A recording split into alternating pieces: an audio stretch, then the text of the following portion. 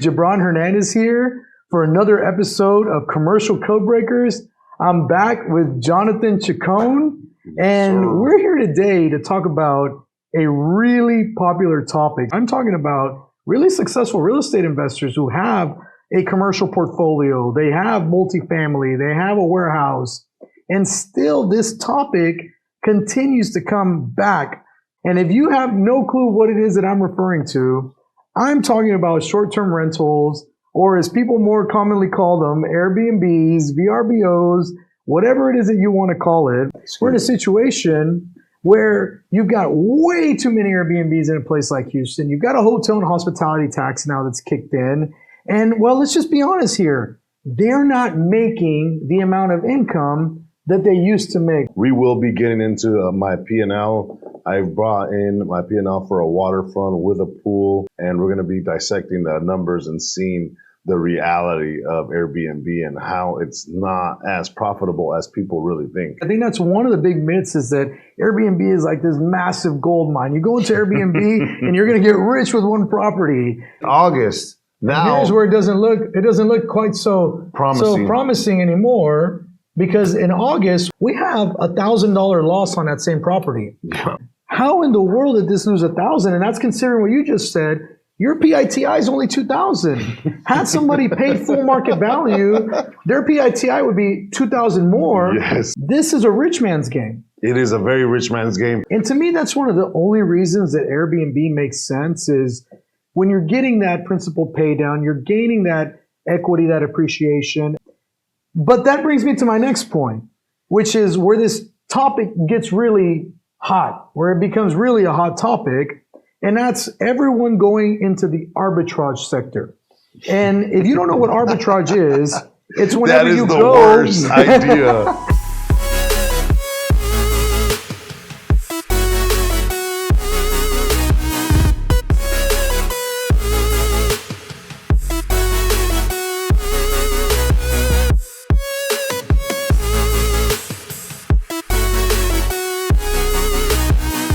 You go and you rent a property and you're paying the monthly payment and you're renting it on Airbnb.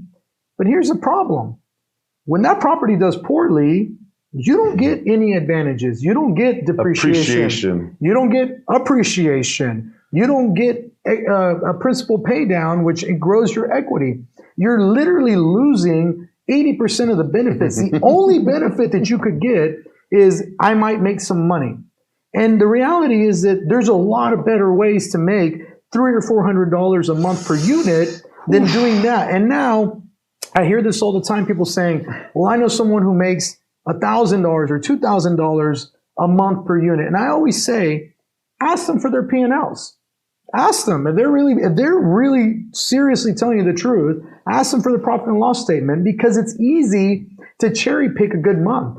I have months where I've made a fortune on my Airbnbs, and I could cherry pick those and go show that to somebody and say, I'm the Airbnb king. Look at all this money I make. And buy my course. Yeah, buy my course. I'm going to charge you $10,000 to teach you what I do. Yeah, absolutely. You know, but don't get me wrong. What they do is a service for the rich. If you are rich and you want to park your money, park it on Airbnb. There's nothing wrong with that. If you are a guru and are teaching people to a guy that is making under $100,000 a year, and you're trying to teach them something because you're just trying to get money out of those people, I think that's the wrong way of doing it. It's a disservice. It's a disservice. It's sad. It's a sad reality of this business, that you don't want to be teaching somebody that is you're pretty much teaching them to go to failure, pretty much. That's what you're telling them to do. And this morning I was analyzing an arbitrage because somebody brought me an arbitrage, and they've been so adamant that they want to do it. And so I said, you know what? I'm going to run through the numbers with you because I want you to see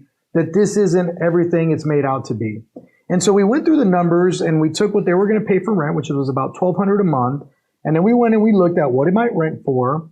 And their first thing was, so when I rented for that times 30 days, then I had, and I'm going, no. You're lucky if you get 20 days. Lucky. You're lucky if you get 20 days. The reality is you might only get 15 or less. But if you can get 20 days, you're actually in the top 1% of Airbnbs in the city of Houston. Yes. And then, go ahead. No. I have to throw this in because a lot of people don't get this. Why would I rent an Airbnb and I have to pay cleaning fees, this fee, that fee, all these fees, where I can just go to a hotel, stay my ass there, make a mess, leave clothes everywhere, do whatever I want with this unit and walk away, and I don't get any bad reviews. And I can call and get service. I can call and get food delivered to my room in like 30 minutes. I can go down on the elevator and get food there. I can hang out at the bar, get immediate services, or be at an Airbnb where there's zero services. Zero amenities. Exactly. Yeah. If I get lucky, the owner will respond to me at 2 a.m. when I'm drunk or when I'm like, I got the munchies and I'm not going to be able to do anything. I'm going to literally have to drive myself to 7-Eleven or get an Uber Eats or something like that. I like the service of going to an actual hotel. And I think that you're right that hotels made the big comeback, because let's be honest, hotels made a big comeback. The hotels were sitting back like taxi drivers going, are we about to get wiped out the same way the taxi drivers did? And they made a big comeback. You go to hotels now and they have a free happy hour from like 4 to 6 o'clock. They really amped up all their amenities. They really started to put out better breakfast. And hotels said, you can't compete with that, Airbnbs. You can't be on the same level that we are because you lack all those amenities. And the staff that's there 24 hours a day for you. They're there to service you. You go to the hotel, you're always there. They cater to you. You go downstairs and they talk to you. They'll have a conversation with you. They'll talk to you about anything you want to talk about, or you want anything you want. It's there, full service. No, absolutely. Versus an Airbnb, you're gonna text the owner and see if he responds. And I don't like it. Me personally, I love hotels. So in that arbitrage deal that I was breaking down. Sorry, I interrupted. Oh no, you're good. You're good. I like those little tangents because they really say a lot about where the market is. And what you got to understand is that it's any market. Unless you're in the very beginning, you're probably headed towards the back end of it. Yes. And when it's something that is a gold rush, if all the gold's been mined, there's not anything really left for anybody else. All they're doing is buying pick and access courses from people, teaching them how to go mine something that's just not there anymore. And in that example that we went through, we had calculated that they would make about $400 to $500 a month if everything went right.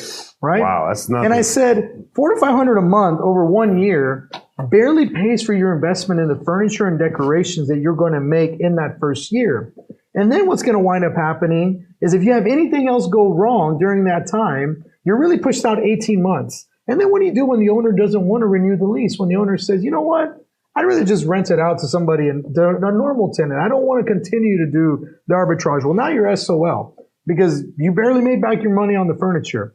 But even if they extend a second year, and let's say that the first year went perfect and you got everything that you wanted, really you only made $400 to $500 a month for putting in a buttload of work and getting that place furnished and set up and everything else.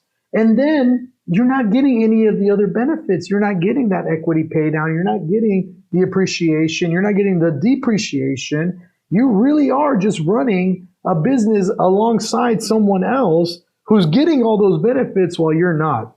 And so I think the whole point of today's video is that if Airbnb is where you're absolutely adamant that you want your business to go, take a second look, really take a step back and calculate your position. Figure out, am I in that position to leave a lot of money on the table? Am I in a position where I have a lot of expendable cash that I don't need right now? And I think that you have to look at the cost of leaving that money there. Could I be making more money somewhere else instead of putting the money there? Because although it may sound beautiful, although it may sound profitable, it may just not be. What other final thoughts do you have on Airbnb? I just want to add that it goes back to commercial Codebreakers. He said it. He said it. Commercial is a way better asset class to have. If you're rich, do not do Airbnb. It's going to be a waste of your time. Your ROI is going to be better in a multifamily and a triple net lease investment, a warehouse, anything that has to do besides that, because Airbnb is just such a daily grind. Even if you hire a third party to manage your Airbnbs, that can even make you even worse. You're going to lose even more. And I see it on my P&Ls. There might be some very successful individuals who are really good, but you have to look at their whole picture. How much is their cost of capital? When did they buy the assets? Like exactly what BB said. You have to look at how did they get there. Don't look at you trying to go today and build one today.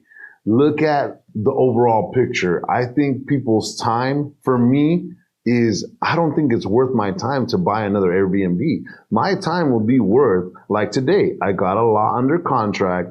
It's a 17,000 square foot lot. We're going to build 6 duplexes on it. And that's going to be a better ROI of my time and my time of my staff than me trying to go and become an Airbnb star for $200, $300 a month, even $30,000 a year. If I would pay staff to manage that, it wouldn't be enough to cover it. Even if I had 10 of them and everything went perfect, it wouldn't make sense for me to do it. However, if your business model, if you want it to be your business model, 30,000 is decent. But how many of those Airbnbs are you going to find? And the more you want to grow, the more mistakes you're going to make along the way, because you're going to be desperate for the next Airbnb to try to fill in the space for your employees, but you're going to end up buying bad deals that are going to take you into a wreck. And that's all I have to say. I think that's an amazing lesson. Guys, this is an abnormally long episode, but the thing is, when we're passionate about something, we're very passionate. And we want to make sure that if you're out there and you're listening and you're hitting that subscribe button, you're hitting that like button because you like what you're hearing, that you're getting good information from us, that we're providing really good value to you. And facts. And just showing you real deal numbers so that you can make good decisions for yourself. Guys, my name is Gibran Hernandez. You can find me on Instagram at RVRLord. This is Jonathan Chacon. Go ahead, Jonathan. HTX One Day Closer. Let me know if you have any questions or anything or any deals to underwrite. Let's chat. Let's do deals together. Let's talk about business. Let's talk about making money. Absolutely, guys. If you have any suggestions on things you want to hear, put it down in the comments and let us know. Reach out to us on Instagram. Shoot us a private message. Yes. And we'll do our best to put more valuable content together for you. We're working on our video situation. We know, we get it, guys. That was the #1 comment last time. I love the content, hated the quality of the videos. We're working on that. We're a little slow. We're a little bit slow when it comes to that. We're great at commercial code breaking, not so great at videography, all right, guys? So don't beat us up too much in the comment section. We'll see you on the next one. Thanks so much for watching. Peace.